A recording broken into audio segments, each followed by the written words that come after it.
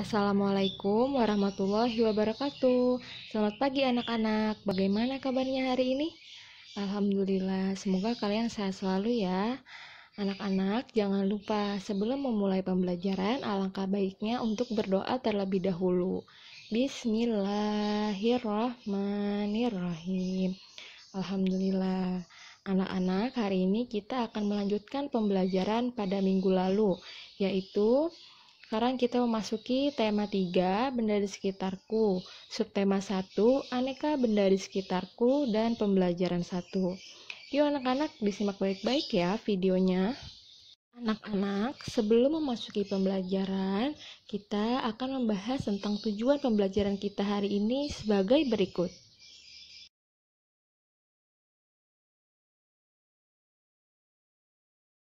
Ayo anak-anak, dengarkan materi yang Ibu sampaikan ya. Benda-benda di sekitar kita. Apakah benda itu? Manusia, hewan, dan tumbuhan merupakan benda. Batu, gelas, dan buku juga benda. Dapatkah kamu melihat perbedaan? Manusia, hewan, dan tumbuhan merupakan benda hidup, sementara batu, gelas, dan buku merupakan benda mati. Nah, benda adalah segala sesuatu yang menempati ruang dan mempunyai massa. Massa benda diukur dengan cara ditimbang. Manusia, hewan, tumbuhan, batu, dan buku menempati ruang. Benda-benda itu juga dapat ditimbang.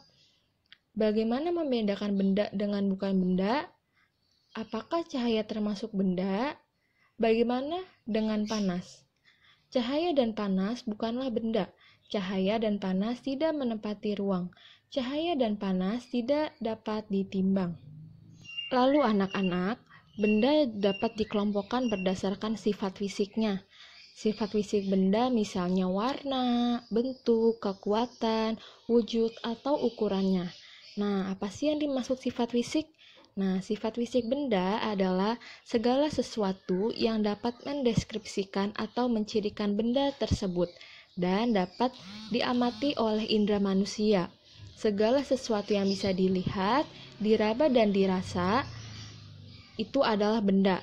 Benda dapat diidentifikasi sifat fisiknya melalui bentuk, ukuran, kekerasan, warna, kekuatan, dan sebagainya.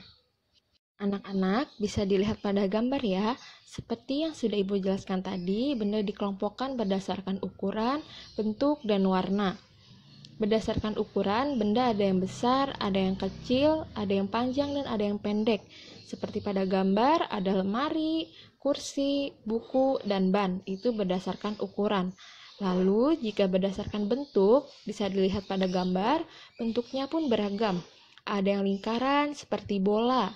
Ada yang segitiga, seperti jam dinding, dan papan peraturan. Lalu ada yang persegi seperti catur dan pas foto. Lalu, jika dikelompokkan berdasarkan warna, warna juga berbagai macam. Seperti pada gelas, ada yang gelas berwarna biru dan ada yang berwarna abu-abu. Dan juga pensil, ada yang berwarna orange dan ada yang berwarna ungu. Anak-anak, tadi Ibu sudah jelaskan tentang benda berdasarkan kelompoknya, jenisnya, sifat fisik, dan ciri benda. Sekarang anak-anak dapat mengerjakan latihan berikut ini ya. Selamat mengerjakan anak-anak. Perhatikan benda-benda di sekitar rumahmu. Kelompokkan benda-benda tersebut. Kamu boleh mengelompokkan berdasarkan ukuran, bentuk, ataupun warna. Nah, nanti mengelompokkan dimasukkan ke dalam tabel yang telah disediakan ya. Selanjutnya, kamu telah mempelajari tentang jenis, sifat, fisik, dan ciri benda. Nah, lalu anak-anak lengkapi tabel di bawah berikut ini. Jenis benda ada 2, benda hidup dan benda apa. Dan sifat fisik serta ciri-cirinya dilengkapi ya anak-anak. Selamat mengerjakan. Anak, masih semangat belajarnya? Baik, kita lanjutkan ke pembelajaran berikutnya ya. Apakah kamu pernah melihat benda-benda di bawah ini? Ya, anak-anak pernah melihat benda ini tidak di rumah? Baik, benda-benda di atas merupakan kelompok dari keanekaragaman jenis benda. Benda-benda di atas dikelompokkan menurut fungsinya, yaitu alat untuk mengukur. Nah, yang pertama apa anak-anak namanya? Ya, penggaris. Penggaris adalah alat untuk membantu pengukuran dalam proses belajar mengajar. Gambar yang kedua, ada yang tahu tidak gambar apa? Iya, namanya meteran pita. Meteran pita digunakan untuk mengukur panjang dan lebar kain. Nah, selanjutnya gambar yang ketiga ada yang tahu gambar apa? Oke, yang ketiga adalah meteran roll besar. Gunanya untuk mengukur panjang dan lebar tanah. Nah, yang terakhir, ada yang pernah lihat gambar apa? Baik, yang terakhir adalah namanya meteran saku. Nah, ini digunakan untuk mengukur bangunan atau benda yang panjangnya kurang dari 10 meter. Setiap alat ukur mempunyai satuan. Perhatikan satuan pada alat ukur di bawah ini. Anak-anak bisa diperhatikan gambar penggarisnya ya. Satuan yang dipakai pada penggaris adalah cm atau sentimeter. Nah, tadi kita sudah mengenal macam-macam alat ukur dan fungsinya. Tentunya yang kita pakai untuk belajar adalah penggaris. Untuk mengetahui bagaimana cara mengukur benda menggunakan penggaris, anak-anak dapat mengerjakan latihan berikut ini. Dikerjakan yuk. Tentukan hasil pengukuran pada gambar benda-benda di bawah ini. Jumlah panjang penghapusnya menunjukkan pada angka berapa anak-anak? Iya, angka 3. Baik, lalu ditulis angka 3 dan benda-benda berikutnya. Selamat mengerjakan anak-anak. Anak-anak masih semangat kan belajarnya? Baiklah, kita lanjut ke pembelajaran berikutnya ya. Ayo mencoba. Benda dapat dibuat dari bermacam-macam bahan. Ada benda yang terbuat dari batu, kayu, besi, kaca, plastik, dan lainnya. Setiap benda dapat menghasilkan bunyi yang khas jika diketuk. Benda-benda tersebut menghasilkan bunyi yang berbeda. Ayo kita dengarkan bunyi-bunyi dari berbagai alat musik ritmis. Alat musik ritmis adalah alat musik yang tidak bernada namun dapat menghasilkan irama lagu. Ada berbagai macam alat musik ritmis. Berikut ini beberapa contoh alat musik ritmis. Ayo anak-anak, coba diperhatikan gambarnya. Nah, ada yang tahu gambar pertama alat musik apa namanya? Ya, Ibu jelaskan ya. Alat musik yang gambar pertama namanya triangle. Cara memainkannya dengan cara dipukul. Dan alat musik yang kedua namanya tamborin. Cara memainkannya masih sama, dipukul. Yang ketiga, markas. Nah, alat musik yang keempat ini namanya kastanyet. Nah, yang terakhir pasti anak-anak tahu nih. Apa namanya? Iya, gendang. Nah, selain menggunakan alat musik, kita dapat menggunakan tepukan tangan untuk mengiringi lagu. Berlatih memukul pola ketukan berirama menggunakan simbol berikut.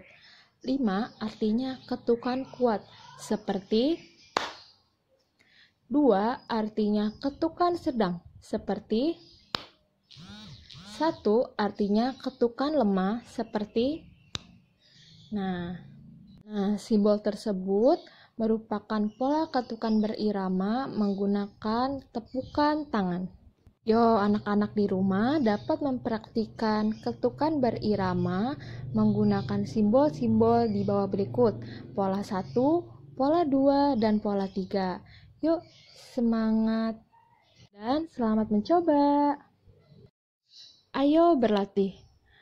Anak-anak, coba sekarang Ibu pengen kalian berlatih menggunakan tepukan tangan untuk mengiringi lagu teka-teki. Selamat berlatih.